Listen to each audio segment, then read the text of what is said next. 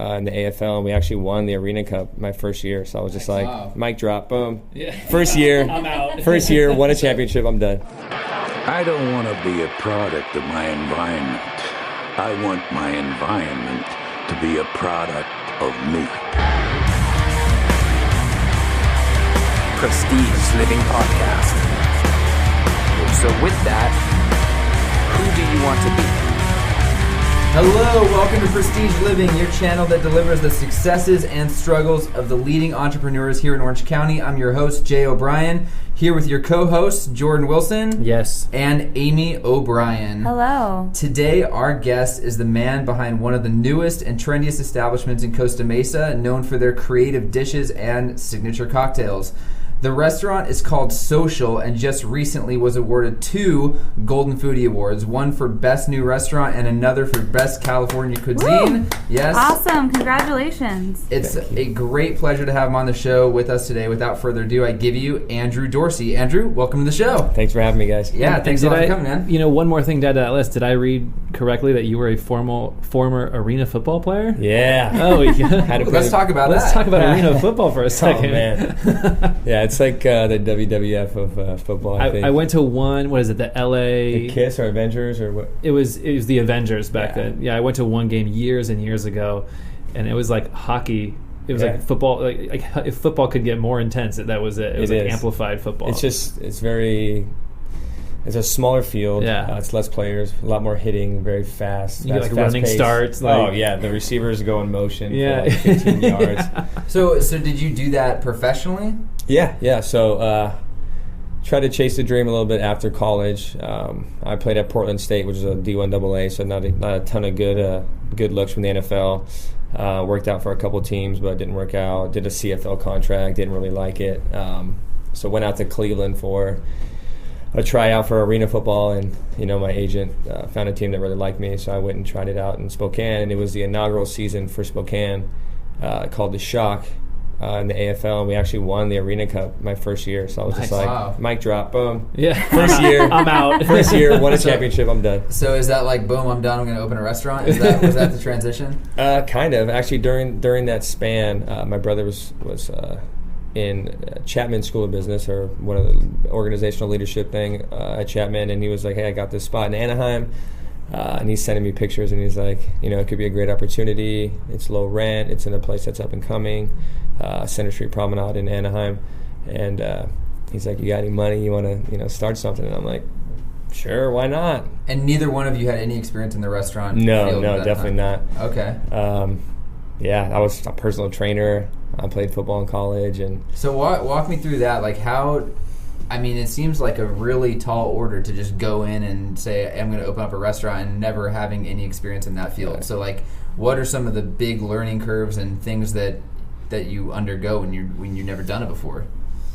I think we kind of treated the entire first 2 years as that experience. We kind of just threw shit at the wall until it stuck, and just I had my brother with me, and we've slept in the same room since we were since birth. So I kind of had my roll dog and my business partner with me. So I kind of didn't look at failure as like that it was going to happen anytime soon, because we had each other and we could just kind of grind it out together. But yeah, I think the biggest learning curves were just trying to be everything to everyone, like a lot of business owners do. And in the beginning, we didn't know what to do, so we would take advice from customers. They'd come in and be like, oh, well, we think that your menu should have this. So next week, guess what? The menu had a meatball sandwich on it, So identity, I think, was the biggest thing. We lacked identity for a long time. So I think consumers really want a restaurant to have an identity, and consistency. People still eat at McDonald's because it tastes the same in China as it does in in Orange County as it does in Ohio. So a lot of consistency and identity issues was a big thing that we learned throughout that whole experiment. So what happened with the transition from Anaheim to Costa Mesa? Like when and where did all that occur? So I think we were there for about 7 years. So that was 2012-ish, maybe.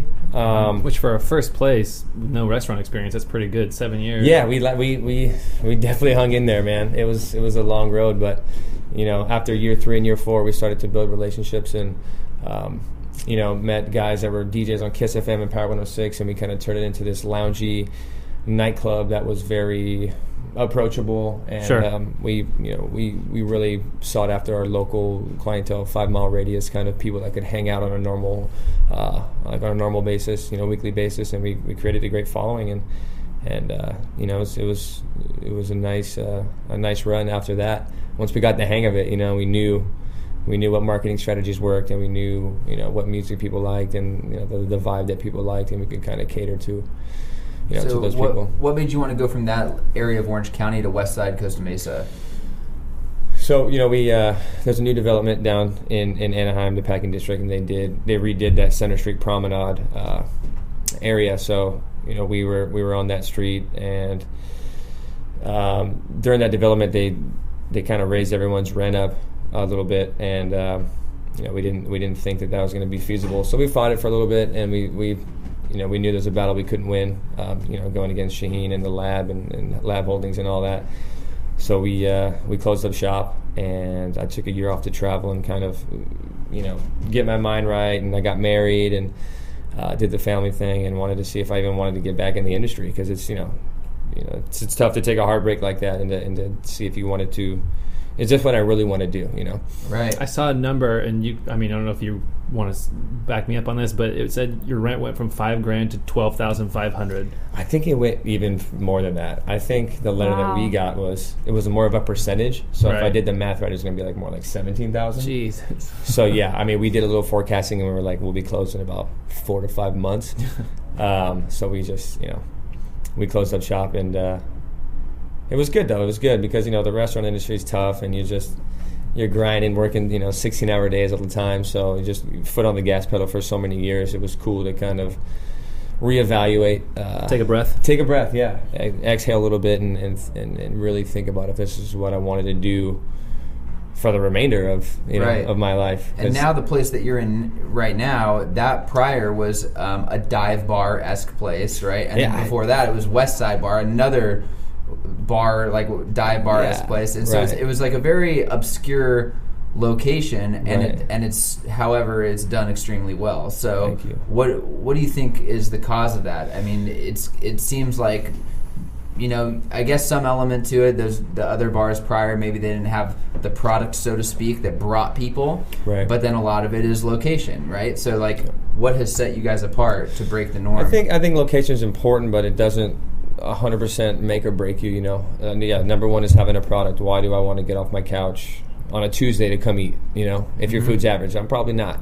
Do you have great cocktails? We just wanted to put together a cool, hip, social place. Good environment with personal touch for myself. Not one of the chain restaurant feels where you're kind of eating the same kind of mundane food, and there's no soul in it, and just wanted to get a concept that was chef driven and food centric.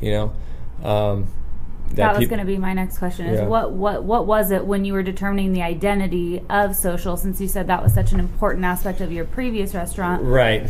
So because of that, I said we need to have an identity from the jump. So let's build this around a chef. And another thing that we learned in those 7 years was that you could be going real nice, and if your chef leaves or you get in a fight or something happens, the concept could be gone really quickly. So I wanted to build this concept around a chef that I knew and I trusted and could work with, and knew had that drive and that work ethic to be great. So I went down to the playground and met with Jason Quinn, and we talked about a little consulting, and then I said, hey, I'm really looking for someone that can be vested and be there every day, because I need someone that is kind of the liaison from me to the kitchen, because it's a lot of work to try to run a restaurant if you have to really babysit every aspect of it. So he said at the time he didn't really have anybody for me, and then I just kind of walked out with my tail between my legs, but still was like, I know he's got somebody in there, because at the time they were crushing. They still are crushing it, but they were really hot, and they were kind of bogarting all the chefs in town, I think. So about a month later, Chef Jeff called me, and he's like, hey, Jason gave me your info, and he said that he has so much trust in me and my talent that it'd be wrong not to let you know that there's a guy out there looking for like a chef that can run a kitchen. So we started chatting, and rather than just a guy working on the line. Yeah, exactly. So he's like, you know what, Chef Jeff, it's time for you to break free and to run your own kitchen because you have all these qualities. Wow. So from that day, you know, we were talking like schoolgirls on the phone. I'm like, I got this concept, and you know, I've been working on it, and if I get back in the game, I'm going full Monty. Like, we're doing it all, everything that all my travels and all my, you know, living in Seattle and Washington, and Portland, going to college and watching all the new restaurants, and you know, my recent trips to, you know, Austin, Texas, and all these new restaurants. Like, we're gonna take all of that and kind of put it into this cool concept on the corner in West Side Costa Mesa. Right, you know? Right. So when you do that, when you decide you want to open it, how does financing work, or funding for that matter? Like, I would imagine that the startup capital is quite abundant, right? Like, right. So do you get investors in? Do you get a loan? Is it your own cash that you're using to fund the deal? Right. So with this, I knew from also another learning curve in the business that, you know, too many chiefs is not really viable for a restaurant to succeed. You know, it's got to be one chief with a concept and everybody buys into. So I wanted to limit the investors to just a few people. I had known a guy, Dan Bielo, who founded, one of the founders of Chronic Tacos, and we had actually ran into each other at Starbucks on 17th and Newport Boulevard, and we were talking about locations. How you doing? What are you up to these days? And you know, he told me the location he's looking at, and I was like, I'm actually looking at the same location. So he's like, man, I haven't found anybody else that's as crazy enough as you to want to do this. I've, you know, brought it to other partners, and they're like, West Side, hell no. There's freaking bums taking poops on the front of, you know, the smoke shop right there. So yeah, we chatted for a while, and I showed him a menu, and he's almost laughed at it. He was like, this is like Chinese, you know, like I can't even read this. And he's like, but if you believe that it's, you know, it's a good concept, I'm down, because I like everything else, you know. I even had like decor pictures and how I wanted the lights, and like I had this picture in my head that really made sense, and the type of chef that I found in Jeff after I tasted his food, that he made sense, you know. You know, it's kind of like this. I painted this canvas of a restaurant, and Chef's food was like the painting inside that canvas that fit perfectly for me and for us as a team. And we got the location, and I was just gung ho about it. I was like, man, I can't drain my savings any longer. Like, we got to get this open like ASAP. So we got the keys, and my brother, who he builds out retail stores and does construction, he was like, I'll help you build it, you know, just at least pay me a couple bucks to kind of get this thing done, and I'll help you out. And we worked from, you know, 8, 9 in the morning till 2 or 3 in the morning for about 30 days straight, and we got the place open in 30 days. Wow. So yeah, I was impressive. Yeah, it was nuts. It was So did nuts. the previous business already go out, or did you like push them out? We nudge them. Did you? We definitely nudged them. Did you really ask them to leave? Was it manifest destiny? We helped them get out of their lease. We helped them get out of their lease. We helped them get out of their lease into safe hands. No, we knew that we wanted to hit as fast as possible, since we didn't have to, you know, we didn't want to waste money on rent, since there was already a tenant in there paying rent. The landlord was like, hey, I'm going to need rent right away. So we would go in there and kind of see how slow it was, and then just call the owner and be like, hey man, like, let us help you out. You know, you're losing. We want to come in and save the day, I guess you would say, get you out of your lease. We have a concept that we know is going to be great for Costa Mesa, or be horribly bad and fail. Either way, it's going to be something's going to happen. What's in it for the business owner? Just the fact that, cool, I kind of get to unplug from this, and they help me get out. Right, because if your concept doesn't hit, I mean, you're losing money every day. Yep. And it's brutal. It's like having all your life savings in the stock market, and then watching the stock market drop every day, like they do on the news, and it's just like, right. You know, it kills you. But you know, he had another location as well that was doing well. So it's like, hey, you know, you had that location that's doing well. Let us take this off your hands, and you know, we'll get you out of this as soon as possible, unscathed. Very cool. So I know all of us have had the pleasure of being able to dine at Social, but for those listeners that maybe haven't had the opportunity yet, can you walk us through the dining experience? Tell us a little bit about the menu. And how the dining experience works at Social, or how it should be experienced. Exactly. Right. That's sometimes two different things, right? Yeah. And we try to Yeah, so as soon as you walk in, I think most people say that they're surprised because they're on this strip center on the west side of Costa Mesa, which no one ever goes to. It's like a smoke shop, actually multiple smoke shops, and a pool hall, and then you got this wood facade outside with marquee letters, and it's like, okay, it looks like something bright and shiny and different, so let me check it out. And then when you open the doors, it's just really homey, earthy, reclaimed wood, communal tables. We got this huge marquee, vintage marquee sign that says social, which has kind of become our like Instagram famous picture. Yeah, which is great. But our menu's meant to be shared. I mean, it speaks what the name is. It's social.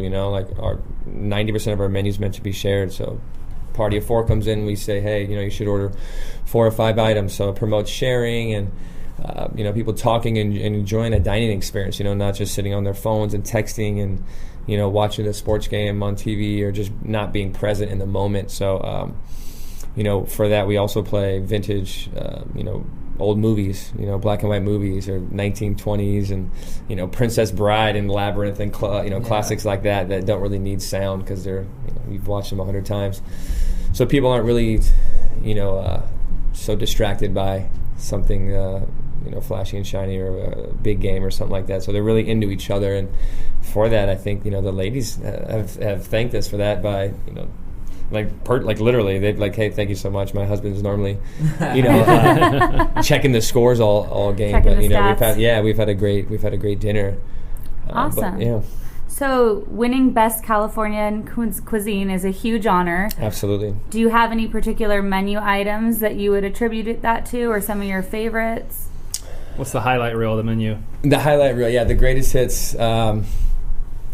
Definitely our Brussels sprouts. I mean, a lot of people say the Brussels sprouts are just they're like crack or something. They got, roasted Brussels sprouts with hazelnuts and a sweet potato hay on top, honey.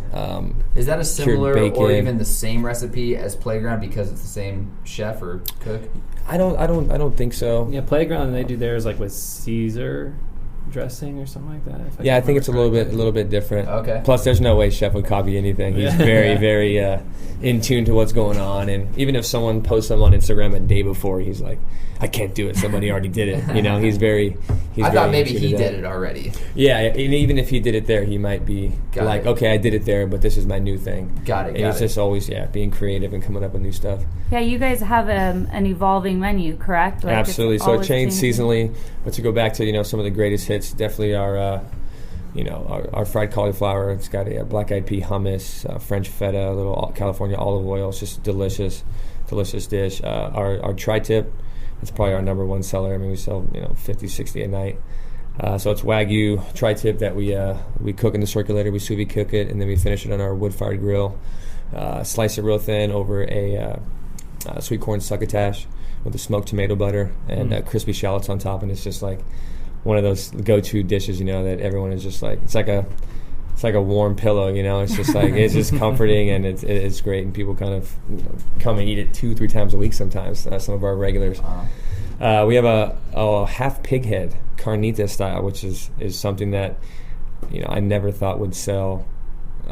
In West Side Costa Mesa, it's very different. It's smoked and confitated and dropped in the fryer, so it's crispy like carnitas. Comes with our house-made, salsas and escabeche and handmade tortillas. So we have someone come to the table and actually, deconstruct it for you at the table, and then you can make these awesome tacos with all the side dishes as well. So that's something that we sell about 3 a day and 5 on the weekends, which is it's intense. Jeez. Andrew, I have a question for you. So I know you're, traveled and you've been eating everywhere. How much input do you have on the menu versus your chef? Who kind of has the final say, or do you guys do a collaboration? Yeah, we definitely do a collaboration. And where does your inspiration come from if you're trying to think of new seasonal items? Just what's available, what's good right now, or is it certain regions that you visited that have contributed to your... So I definitely give Chef 100% free reign to do what he wants because he's just a rock star. I don't have to tell him anything. He just gets it. He's proactive.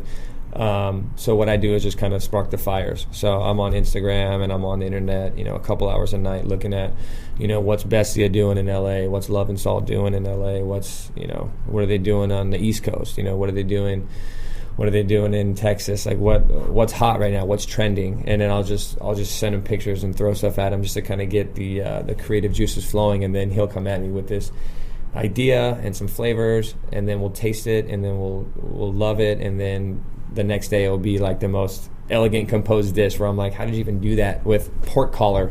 You know. So yeah, he's absolutely amazing, and he's definitely the hardest working chef that I know out there right now, and I just give him free rein to do what he wants because he hasn't failed me yet, you know. So I have 2 questions on that. Number one, do you personally know how to cook? Like, do you have that side of it? Because with Jason Quinn, it's like the guy was cooking, then opened a restaurant, and still cooks, you know? Right. And then it sounds like you're more of like the CEO of it all. Yeah, no, definitely, self-taught chef, not anything classically trained, but been watching Food Network on my mom's lap since I was like so 7 years old. You know your way around the kitchen. Oh, absolutely, yeah. And I got it really, really into cooking. Probably like our 3rd year at my other place in Anaheim. It's just a passion that I have, and I enjoy food and wine. Your wife's got to love that, huh? Oh, absolutely. Yeah. So, and my second question is, oftentimes, like in business, whether it be a product or a service, if you have a client who maybe makes up 60% of your revenue or something, it can be dangerous because it's very top heavy. And if that person goes away, the business can crumble. And similarly, it sounds like with such a talented chef, like what happens if, heaven forbid, he's gone, he leaves or whatever? I mean, what happens to the business? Do you know where to pick up? Or? I was so happy with Chef and what he did, and I believed in him so much that we gave him ownership, a percentage of ownership of the business, because I knew how important the question you just asked me, I knew how important that was, and it's happened to me in the past. So I said, I want a chef that's going to be vested in what we're doing, exactly, because that's what it's all about, and you can see it through his work ethic because he is part of it, he created it, he's part of it, it's built around him. But he understands that in a positive way, he doesn't act like, I can leave at any time, he's just... And in situations like that, who owns the recipes? Is it the chef or is it the owner? That's a good question. I mean, technically anything made in the restaurant, unless you have a contract, it's owned by the restaurant because you're using everything that's bought by the restaurant. It wouldn't be like intellectual property. No, because it's made with a pan bought by Social. It's made with, what I'm saying? Interesting. I mean, I hope it would never even come to that, but yeah, I mean... Of course not. Just curious on that question, because I'm so unfamiliar with this world. Most people, especially like celebrity chefs, they do contracts for exactly what dishes are theirs and would be held theirs forever. Right. And as well as mixologists, they do the same thing. Interesting. Yeah. So what is your favorite cocktail on the cocktail menu? Let's get to the important stuff. Yeah, right. He's brought some spirits here today with us. Perfect. We got some tequila in the back, I think. Right. Right now, my favorite's kind of been the one it's been since day one, and it's our Gunslinger cocktail. So it's a riff on an old fashioned. So we have bourbon and Rittenhouse rye with orange bitters. I've had that one. Black tea. Is that the one with the smoke in the bottle? It's got black tea simple syrup. I remember that. Chinese bitters. So it's got this really cool, smoky, earthy, bourbon and rye. So instead of turbinado syrup, like an old fashioned, we use the black tea simple syrup, and it's a classic. It's great, and it's got the novelty factor. It's got the smoke in it, and people are like, it looks like a science project or something. So.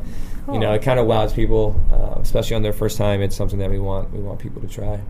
And you offer people to host parties at your restaurant too, right? Absolutely, yeah. And we're coming up on our holiday season right now. We do full buyouts. We do half the restaurant. We can do our small patio. The sky's the limit with prefix menus. If you want to do past hors d'oeuvres, small plates. If you want to do family style. We can do any kind of cuisine and anything for holiday parties or in buyouts. Very awesome. Cool. Did you have a specific when you have this concept? Did you have like a specific clientele that you wanted to attract in mind, or are you just like, we want to get anybody through the door? Because I know like with Jason Quinn, he had a very specific type of guest that he wanted through the door, like somebody with an open mind, willing to try. Are you guys kind of the same way? I didn't have a specific type of person I wanted to have come in, but I basically knew what I wasn't going to do. I knew I wasn't going to play sports on the TVs if people asked me to put it in the main dining room. I knew I wasn't going to change my menu if someone said, hey, we don't think this tastes good. I knew the dishes that says no substitutions, we're not going to do substitutions because chef works so hard to put this flavor composition together for, you know what I'm saying? So I knew what our identity was, and as far as who came in the door, we'll take anybody. Do you see a wide range of people, like all ages? Absolutely. Yeah, we see people come in and for a 21st birthday, and I see girls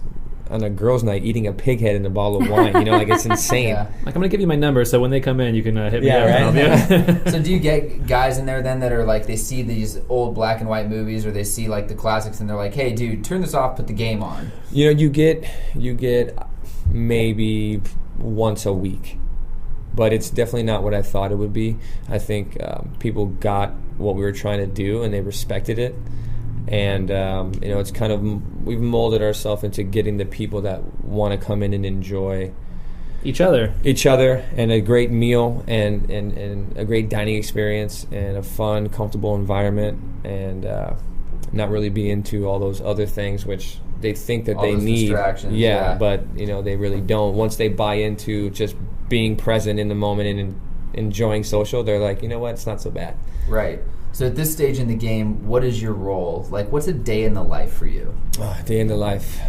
It's starting to ease up. In the beginning, it was tough because, I kind of, had my hand in a lot of things because I wanted to control, the success, because I didn't want to see, something that I put everything in, fail. So I was there every day, for 14, 16 hours. Even if I had people to do it, I was there to spot them to make sure I got done. Just kind of being a psychopath a little bit to ensure our success. But it's definitely paid off. But yeah, so in the morning I get in there. I'd say about 10 o'clock. Make sure everything's dialed in. Do the financials. Make sure nothing's broken. How the restaurant is. You got a broken ice machine, a broken freezer. Just so we can do the damage control early. Hang out for about 2 hours. Make sure all the vendors are paid. Write some checks. Check in with chef, talk about tonight, talk about the service, talk about the menu, go over any shift notes with, my lead server, check in with my GM, make sure, we're dialed in for everything. And then once, everything kind of seems, free and clear, I'll, try to head over and get some kind of exercise in, 24-hour fitness, or, play some racquetball or do something athletic. And then I like to dedicate a couple hours to a little family time. I have an 8-month-old baby, so it's a tough balance between. Congratulations! Thank you so much. Job number 2, right? Or job number 1, I should say. Yeah, exactly. So yeah, do the family thing, and I like to have like an early dinner with them. So about 4:30, since we open at 5, get dressed and head over there like right when we open, just to make sure once again everything is spot checked and everything is perfect. So you're walking the floor when you get there? Yeah, exactly. Walking the floor, checking the details. I'm a big detail guy. Candles are lit. Patios is looking perfect, and linens are straight, and the glassware doesn't have any fingerprints or lipstick on it, and just those small details that I enjoy when I go out. Right. They make a huge difference. They really do. They really do make a huge difference. Absolutely. Yeah.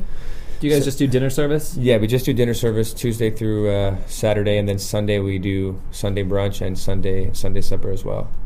Nice. So it's kind of cool. Awesome. It's kind of like this, it's a Super Bowl every night, because it's like you're not open all day, so it's like we get ready for this one dinner service, and I was gonna say that's kind of nice that you're not waking up super early and like hitting the normal grind, all day long, and then 5, 6 you're finished. It's like you actually kind of have the day to breathe and prepare, and then boom, it hits at night. And it's great because we can give our customers a better product because we do have the time to prepare and not do a lunch, which lunch is tough anywhere unless you're in a mall or a business district or something like that. It's very tough to make money, that I've experienced in the past. So not only we're not bleeding out, trying to be open for lunch, but our team gets a chance to rest. which is crucial because it's even them coming in to prep for dinner is a 12-hour shift. So if we're gonna do lunch, we'd have to have a whole new shift of people, which would just would bleed us out labor. Yeah, exactly. Yeah, for sure. So, Andrew, I was just going to ask you, for people who might have had this dream, I think that owning a restaurant seems like such an advantageous thing to do. I'll tell them to run away. Yeah, I was going to say, what advice would you offer to people, or what would be kind of the key things that they should think about, or what are the important things they should keep in mind when they're getting started with this? Basically, I tell everyone that asks me this question, I say, number one, it's a nonprofit, I say, especially if you're going to open a one-off concept, be prepared to probably put in all your chips for the hopes that it could be successful. And so let's say it does become successful. If it does become successful, typically what's your break-even point? Is it like a year in, or expect 3 years in, or anything like that? Every concept is different. Our concept is become profitable way early because the formula that we put together for this was a lower rent. And that's why, Westside Costa Mesa, which is just a block from Triangle Square, is half the price for rent, but it's still close enough to Newport and 19th and Harbor, which gets a combined about 150,000 cars a day. So, it's all about, just the operations and being able to afford what you're doing and operate every day and be in the positive. Andrew, I'm a little concerned because you're the third restaurateur that we've had on the show, and yet I don't see any tattoos. Yeah, no tattoos for me, man. That's tattoos are they're forever. I'm not a I feel like if you're in that industry, you gotta. I know, right? It looks good. It looks sexy. Like my chef looks great. He's got a bunch of tattoos, and even his pictures of him like plating of just his hands looks great. But I can't make that commitment to a lifelong. Sorry, Mrs. Dorsey. That's about the only thing, honestly. That's why I love the business, because it's ever changing every day. The restaurant business. Cool. So is the fall menu already out? Fall menu will be out next week. Just kind of waiting for a couple things to kind of fall into place with the seasons, and waiting for all the Golden Foodies and the different awards and charity events and all that to kind of be done, so we can really focus on. Yeah, it's an exciting time. It's a great time to have you on the show. I want to throw out some plugs, so people who are listening, what's best for you guys for them to follow you on Instagram, see what's going on, Facebook, Twitter? Yeah, definitely Instagram. Is it just social? Social Costa Mesa. Social Costa Mesa. For all of our handles. Facebook is Social Costa Mesa. Twitter, Social Costa Mesa. Nice and easy. Cool, and then that's the URL as well, socialcostamesa.com. Right. Perfect. All right, do you guys have any other questions for Andrew? Yeah, is there going to be expansion? Are you guys planning on opening more? So we're actually working with the city right now to expand to the smoke shop next door. Oh, damn. Wow. Yeah, it'd definitely be great.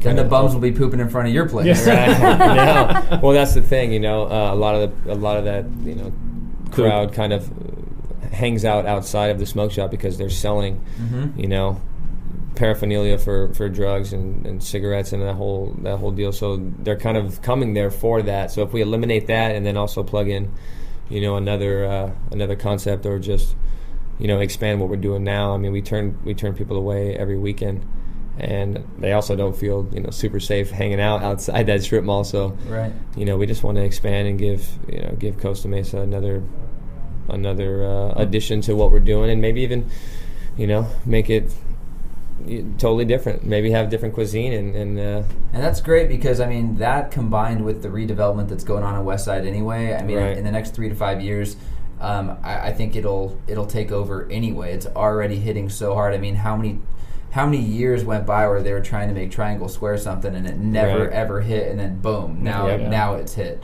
So I think it's only going to improve from here. Absolutely. Well, thanks so much for being on the show, Andrew. We really appreciate having you. And then again, for our listeners, socialcostamesa.com, Instagram, Twitter, Facebook, Social Costa Mesa, and they are located off of 19th and Harbor. Yes, 512 West 19th Street. Awesome, cool. Thanks a lot, Golden Andrew. Foodie Award winning. It's Best New Restaurant and Best Californian Cuisine, so go check it out. Thank you.